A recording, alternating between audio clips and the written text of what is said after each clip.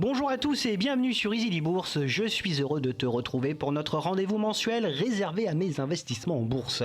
Comme tous les débuts de mois, je vais te décortiquer la gestion de mon portefeuille et les différents arbitrages que j'ai réalisés en ce mois de septembre 2024.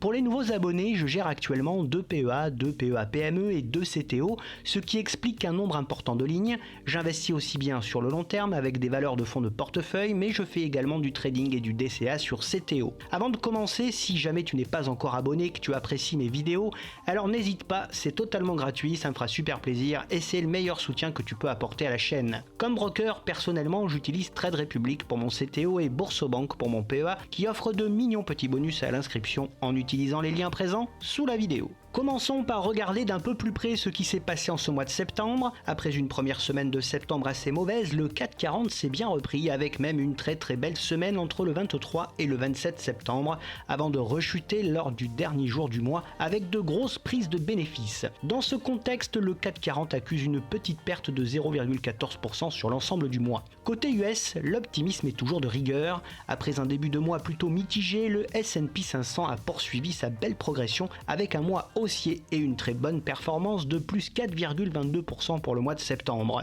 Si certains se demandent encore s'il est vraiment opportun d'investir aux États-Unis, les chiffres parlent d'eux-mêmes. Le marché américain, certes plus volatile, offre de loin les meilleures performances au fil du temps. Voyons maintenant la répartition au sein de mon portefeuille qui n'a pas beaucoup évolué malgré les nombreux mouvements de ce mois-ci. Mon investissement en actions européennes via le PEA et le PEA PME représente 69%, mon investissement en actions américaines 27% via les CTO, mon investissement en ETF 3% via les PEA et CTO, puis enfin mon investissement en crypto-monnaie ne représente que un petit % du total de mon portefeuille boursier. Rentrons maintenant dans le vif du sujet. Au sein de mes PEA, malgré un mois un peu décousu, j'ai pu profiter d'un début de mois moribond et du dernier jour du mois afin de réaliser mes emplettes, que ce soit pour des renforts de valeur ou l'ajout de nouvelles valeurs que je souhaitais acquérir. J'ai pu également profiter de très belles journées fin septembre pour me délester de certains titres que j'ai jugés pas suffisamment performants.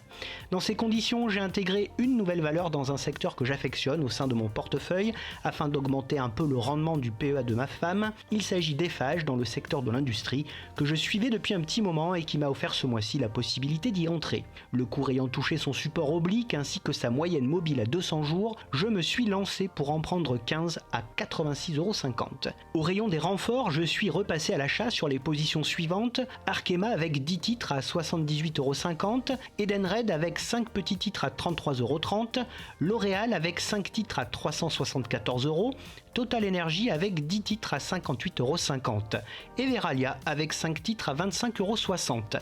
Au terme de ces beaux achats, je reste fortement exposé au secteur des spiritueux avec un portefeuille dépendant de Pernod Ricard et de Rémy Cointreau. Mais comme toute bonne dépendance, cela se soigne et je suis en voie de guérison avec notamment Pernod Ricard qui montre un bon signal de reprise. Pour info, ma position Pernod Ricard représente encore à elle seule 13,85% de mon portefeuille boursier. Au rayon des ventes, j'ai souhaité acter la liquidation de la totalité de ma position Dassault Systèmes qui n'était pas très vivace. Cela m'a permis de récupérer une petite plus-value de 3% et réaffecter ces liquidités sur d'autres titres plus performants. Aussitôt que le marché me le permettra, j'ai l'intention de céder en priorité mes positions Evans, Nexity et Edenred.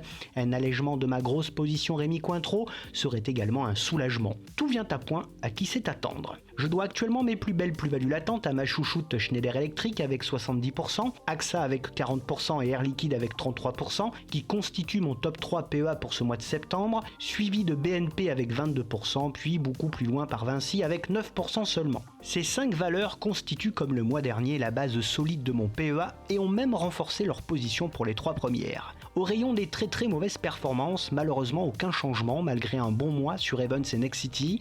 Mes 3 plus gros flops sont donc Nexity avec moins 31%, Evans avec moins 29% et Rémy Cointreau avec moins 29%. Malgré des PEA bien garnis, je reste toujours très attentif aux nouvelles opportunités que le marché pourrait m'offrir. Voulant intégrer un peu plus de rendement aux 2 PEA, j'aimerais me tourner vers des titres titres comme FDJ qui vers 33 € me plairait bien, un retour sur Veolia ne me déplairait pas non plus, mais il faudrait qu'elle vienne titiller les 26,50 € pour qu'elle commence à vraiment m'intéresser. La dernière que je souhaiterais ajouter à ma collection est Crédit Agricole, qui selon moi est l'une des banques les plus solides. Un retour au voisinage des 12,70 € serait susceptible de m'intéresser. En synthèse, je suis globalement satisfait de mes PEA que je continue de peaufiner mois après mois. Certes, il y a encore beaucoup de travail puisque je dois m'efforcer à rétablir un certain équilibre entre mes différentes positions, l'objectif étant de diminuer peu à peu le poids des positions les plus négatives au profit de positions de meilleure qualité. La sous-pondération des positions déficitaires doit me permettre d'augmenter la performance des PEA. Passons maintenant au PEA-PME. Ce mois-ci, j'ai profité d'un début de mois tendu pour compléter mon petit portefeuille de small caps. Profitant de l'éligibilité de nouvelles sociétés au PEA-PME, je me suis empressé de faire de belles acquisitions. À ce jour, mes PEA-PME sont maintenant constitués de 13 valeurs, parmi lesquelles Séché Environnement, Thermador, Delta Plus Group, Buzzy, ABC Arbitrage, Morel Prom et Valbiotis. Au rayon des achats, je me suis lâché et offert 6 nouveaux titres que je voulais absolument intégrer au portefeuille. Tout d'abord, 10 titres Ipsos au prix de 54,80 €, qui est une très belle société d'institut de sondage à forte croissance depuis 2020. 15 titres de Vetoquinol à 85 €. Cette société est spécialisée dans les soins vétérinaires et c'est une valeur assez défensive. 20 titres à Système à 45 €, qui est une pépite dans l'ingénierie nucléaire. 5 titres Steph à 132 €, qui est le spécialiste du transport frigorifique en Europe. 10 titres Neurone à 42 €. J'ai d'ailleurs procédé à la revente de mes titres présents dans mon PEA en petite PV afin de l'intégrer à un prix plus intéressant dans le PEA PME. Et enfin, 20 titres Mersenne au prix de 27 €. Ce titre à la valorisation attractive fait son grand retour dans mon portefeuille au sein de cette fois-ci mon PEA PME. Au rayon des ventes, je n'ai soldé qu'une seule position, il s'agit de Boiron, dont j'ai vendu l'intégralité en toute petite PV de 3%. En effet, ce titre est peu liquide et les intentions de la famille Boiron restent très opaques. Je pense suffisamment avoir complété mes PEA PME pour le moment, mais je garde un œil sur des valeurs comme Robertet, spécialisée dans les arômes naturels, la société LDC, le roi du poulet, Valorec, le spécialiste des tubes en acier sans soudure, mais aussi SciTrade, une petite pépite tech française. Passons au CTO que je réserve essentiellement au marché américain. Avec la très bonne forme des marchés outre-Atlantique, sans surprise, mes CTO affichent tous deux d'excellentes performances. En ce mois de septembre, j'ai réalisé de petits ajustements avec quelques plus-values à la clé. J'ai procédé aussi à quelques renforts, à l'ajout de 4 nouveaux titres, mais également à la vente de 3 positions. Au rayon des ventes, je me suis séparé de l'intégralité de ma position Eiko achetée en juin avec une petite PV non négligeable de plus 8%. Je me suis séparé également de ma belle position Facset achetée en juin avec une plus-value de plus 13%. Et pour finir, j'ai revendu ma position Monster achetée au mois d'août avec une petite PV de plus 5%. La vente de ces différents titres m'a permis de récupérer des liquidités que j'ai utilisées pour ouvrir les positions suivantes.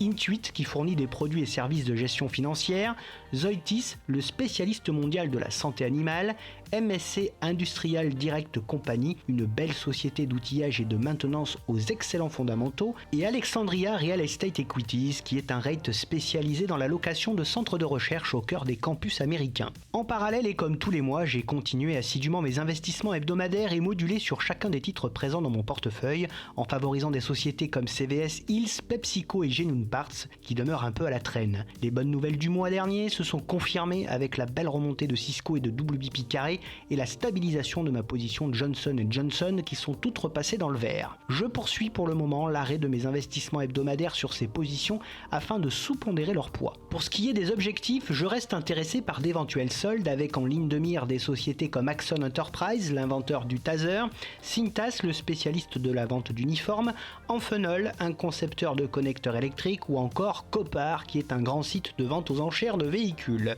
Pour ce qui est des très belles sociétés Broadcom, Novo Nordisk ou Eli Lilly, je garde un œil intéressé dessus.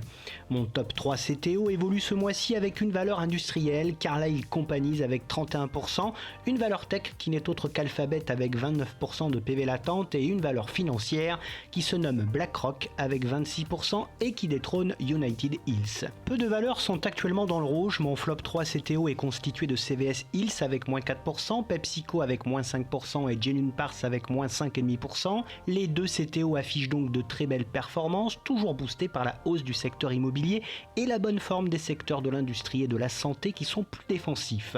En ce qui concerne les ETF, j'ai soldé ma position sur l'ETF Global X Uranium sans perte ni PV, jugeant ce dernier peu performant. Je me suis tourné ensuite vers un ETF axé sur le marché indien. Dans cette optique, j'ai opté sur mon CTO pour le iShares MSCI India UCITS, ticker QDV5, sur lequel j'ai décidé de construire une ligne en mode DCA dynamique. J'ai continué aussi l'acquisition via mon CTO en investissement programmé hebdomadaire de l'ETF iShares Core MSCI Emerging Markets, qui a réalisé une très belle performance de plus 5,75% sur le mois. Je conserve également au sein de mon PEA l'ETF BNP Easy S&P 500, ticker ESE, avec un retour de 26%. J'ai procédé également au renfort de l'eShares World PEA, ticker WPEA, qui m'offre un retour plus modeste de 6%. Je continue également d'investir en DCA sur les secteurs des métaux via les ETF Wisdom Tree Copper pour le cuivre et qui gagne 8,85% ce mois-ci, l'eShares Physical Gold pour l'or qui engrange 5,25% en septembre,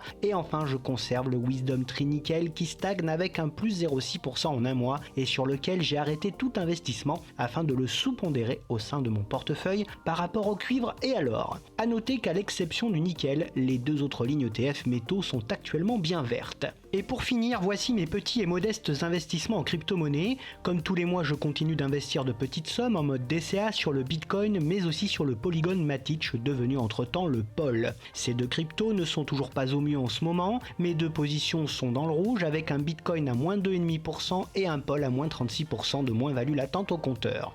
C'est ainsi que se termine cette vidéo sur mes investissements boursiers. Bien entendu, cette vidéo qui n'est autre qu'un carnet de bord de mes mouvements ne reflète que mon propre avis et ne représente en aucun cas des conseils d'achat. Je n'encourage donc personne à investir de cette façon sans avoir réalisé vos propres analyses. Bref, n'oublie pas de liker la vidéo si elle t'a plu, à t'abonner à la chaîne et à activer la cloche des notifications pour te tenir au courant dès la sortie de mes prochaines vidéos. Tu peux dès à présent retrouver sur la chaîne les analyses de bon nombre de sociétés pour te tenir au courant de toutes les dernières nouveautés de mes investissements. Tu peux également me retrouver sur Facebook, Twitter, Instagram et Moning. Je te retrouve avec plaisir la semaine prochaine pour de nouvelles analyses et n'oublie pas en attendant qu'investir, c'est préparer ton avenir.